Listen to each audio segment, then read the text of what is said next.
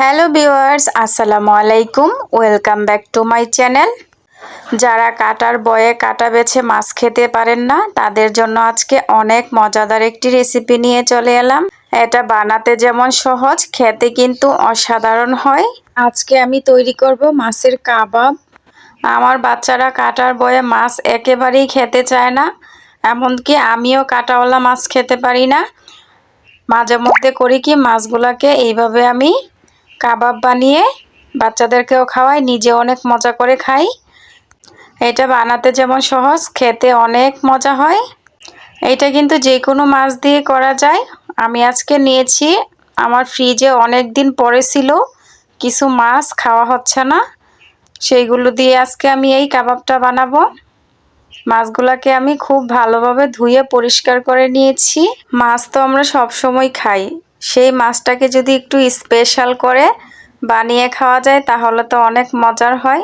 আপনারা চাইলে কিন্তু এই মাছের কাবাবটা মেহমান আসলে তাদেরকেও বানিয়ে খাওয়াতে পারেন। আশা করব সবাই অনেক বেশি পছন্দ করবে। প্রথমে আমি একটা পাতিলের মধ্যে কিছুটা পরিমাণ পানি দিয়েছি। পাতিলটা কিন্তু আমি চুলার মধ্যে বসিয়ে দিয়েছি, চুলাটাও অন করে দিয়েছি।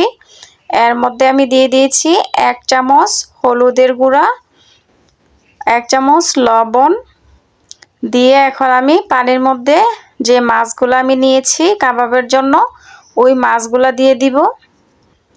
মাছগুলো দেওয়ার পর পানিটাকে আমি সম্পূর্ণ বলক উঠিয়ে নিব, যতক্ষণ না পর্যন্ত মাছগুলা সিদ্ধ হয়ে যাচ্ছে।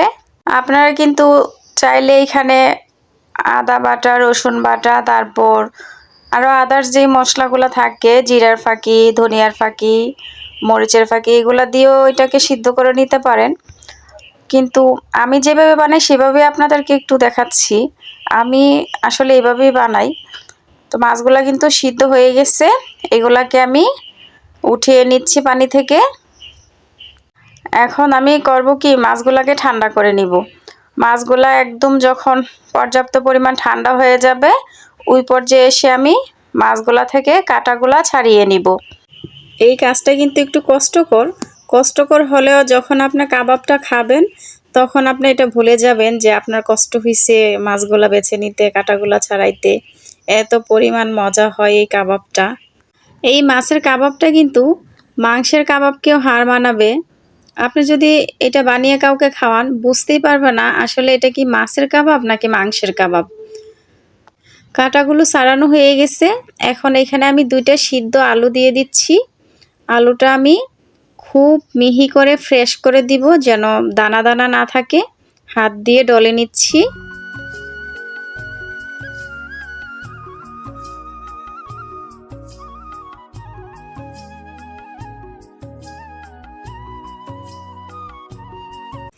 এখন এখানে দিয়ে দিব 1/2 টেবিল চামচ আদা বাটা, 1/2 টেবিল চামচ রসুন বাটা। তারপর এখানে দিয়ে দিব 1/2 টেবিল চামচ হলুদের গুঁড়া, 1/2 টেবিল চামচ মরিচের গুঁড়া, 1/2 টেবিল চামচ ধনিয়ার গুঁড়া এবং 1/2 টেবিল চামচ জিরার গুঁড়া। স্বাদ মতো লবণ দিয়ে দিব। এখন দিয়ে দিচ্ছি কালো গোলমরিচের গুঁড়ো 1/2 টেবিল চামচ।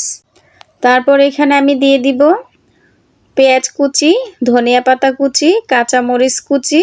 এইখানে আমি কাঁচা পেঁয়াজটা ব্যবহার করেছি। আপনারা চাইলে পেঁয়াজটাকে একটু তেলের মধ্যে বেরেস্তা টাইপের করেও দিতে পারেন, কোনো সমস্যা নাই, কাঁচা পেঁয়াজও দেওয়া যায়। এখন দিয়ে দিচ্ছি কাবাব মশলা 1/2 টেবিল চামচ। দিয়ে দিলাম 1/2 টেবিল চামচ সরিষা তেল। এখন আমি সবগুলো উপকরণ খুব ভালোভাবে হাত দিয়ে কচলিয়ে মেখে নিব, যেন একটার সাথে একটা সব কিছু ভালোভাবে মিশে যায়। এটা কিন্তু অবশ্যই হাত দিয়ে করতে হবে খুব ভালোভাবে। এখন এই পর্যায়ে এসে আমি দিয়ে দিব ডিমটাকে আমি আগে থেকে ফেটিয়ে রেখেছি। আমি কিন্তু একটা ডিমের সম্পূর্ণটা দিব না, আমার যতটুকু লাগে ততটুকুই দিব। ডিমটা দিয়ে দেওয়ার পর আবার হাত দিয়ে ভালোভাবে মেখে নিব। আমার কিন্তু অর্ধেকটা ডিম লাগছে এটাকে মাখিয়ে নিতে।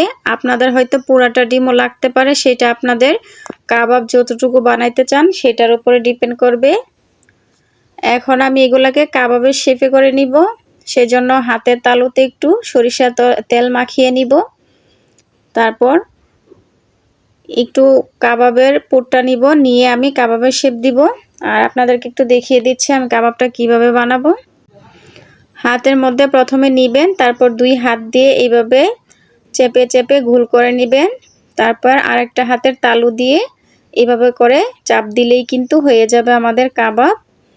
তো এইভাবে করে কিন্তু আমি সব কয়টা কাবাব বানিয়ে নিব। এগুলা বানানো কিন্তু খুবই সহজ, আমার কিন্তু অনেক ভালো লাগে এগুলা বানাতে।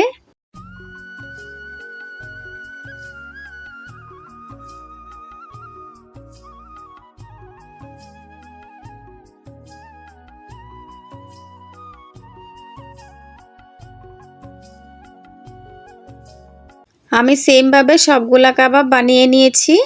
এখন এগুলাকে আমি চুলায় ভাজতে চলে যাব। এইগুলা কিন্তু আপনারা চাইলে ফ্রোজেন করেও রাখতে পারেন। আপনাদের যখন ইচ্ছে হয় ফ্রিজ থেকে নামিয়ে কিন্তু এগুলা ভেজে খেতে পারেন। চুলার মধ্যে একটা প্যান বসিয়ে দিয়েছি, প্যানের মধ্যে আমি তেল দিয়েছি। তেলটা কিন্তু কাবাবটা যেন ডুবুনো থেকে ভাজা হয় ওই পরিমাণ করে দিতে হবে। কাবাবটা ডুবা ডুবা করে ভাজতে হবে। তো তেলটা কিন্তু গরম হয়ে গেছে, এখন আমি কাবাবগুলা দিয়ে দিব। আর চুলার আঁচটাকে কিন্তু একেবারেই মিডিয়াম লোতে রাখতে হবে, হাই হিটে কিন্তু এগুলা ভাজা যাবে না, পুড়ে যাবে। এখন আমি আস্তে আস্তে করে সবগুলা কাবাব দিয়ে দিচ্ছি। আর এগুলা কিন্তু গেঞ্জা গেঞ্জি করে ভাজা যাবে না, একটু খোলামেলা রেখে ভাজতে হবে। সেই জন্য আমি একটু পাতলা পাতলা করে দিয়ে দিচ্ছি। আর আমার সবগুলা কাবাব কিন্তু একেবারেই ভাজা হয়ে যাবে। আপনারা চাইলে 2 বারে 3 বারে দিয়েও কিন্তু কাবাবগুলা ভাজতে পারেন। প্রথম অবস্থায় কিন্তু ভুলেও কাবাবগুলাকে নাড়াচাড়া দেওয়া যাবে না, উল্টানো যাবে না। এক পিঠ ভাজা হতে হবে, তারপর অপর পিঠ আমি উল্টিয়ে দিব। জাস্ট একবার উল্টালেই হবে, কাবাবটা সম্পূর্ণ ভাজা হয়ে যাবে। তো দেখতেই পাচ্ছেন আমার একটা কাবাবের পিঠ কিন্তু হয়ে গেছে, মানে এক পিঠ হয়ে গেছে কাবাবের। উল্টিয়ে দিচ্ছি। এইভাবে করে উল্টালে কিন্তু একটা কাবাবও আপনার নষ্ট হবে না, খুব সুন্দরভাবে ভাজা হবে। আর দেখতেই পাচ্ছেন মাশাআল্লাহ কালারটা কিন্তু অনেক সুন্দর আসতেছে কাবাবের। এটা কিন্তু এখনই দেখে বোঝা যাচ্ছে না যে আসলে এটা কি মাছের কাবাব নাকি মাংসের কাবাব, কেউই কিন্তু আপনারা বুঝতে পারবেন না। প্রথম পিঠটা হইতে কিন্তু একটু সময় লাগে, 5-6 মিনিট সময় লাগে। দ্বিতীয় পিঠ হইতে কিন্তু বেশি একটা সময় লাগবে না। এই যে দেখুন এরই মধ্যে কিন্তু আমার কাবাবগুলো ভাজা হয়ে গেছে। এখন এগুলোকে আমি তেল থেকে তুলে নিব। আমি কিন্তু আপনাদেরকে প্রথমেই বলেছি এই কাবাবগুলো বানাতে কিন্তু একেবারেই সহজ। আর দেখতেই পারছেন যে আমি কত অল্প সময়ের মধ্যে কাবাবগুলো ভেজেও নিয়েছি। চুলায় দিবেন, জাস্ট উঠিয়ে নেবেন, এত একটা টাইমও লাগে না। এক কথায় এটা কিন্তু একটা শর্টকাট খাবারও বলা যায়। যখন রান্না করতে বেশি একটা ভালো লাগতেছে না, তখনও কিন্তু আপনারা চাইলে শর্টকাট মাছ দিয়ে অনেক মজাদার একটা খাবার বানিয়ে খেতে পারেন। এই যে দেখুন মাশাআল্লাহ আমার কাবাবের ফাইনাল লুক কতটা ইয়াম্মি লাগতেছে, আপনারা দেখতেই পারতেছেন। খেতে তো মাশাআল্লাহ অসাধারণ হইছে, বলার কোনো ভাষা নেই। আমরা বলি যে আমাদের বাচ্চারা মাছ খায় না, মাছ খায় না, তাতে কি হইছে? এইভাবে বানিয়ে দেন, দেখবেন যে একদম মজা করে খেয়ে ফেলবে, একটার জায়গায় 10টা খাবে। আশা করব আজকের কাবাবের রেসিপিটি আপনাদের কাছে অনেক ভালো লাগছে। আর ভালো লাগলে অবশ্যই আমার চ্যানেলটাকে সাবস্ক্রাইব করে দিবেন। আর ভালো একটা কমেন্টের মাধ্যমে জানাবেন আমার আজকের রেসিপিটি আপনাদের কাছে কেমন লেগেছে। আজকে এই পর্যন্তই, সবাই ভালো থাকবেন, সুস্থ থাকবেন। আল্লাহ হাফিজ।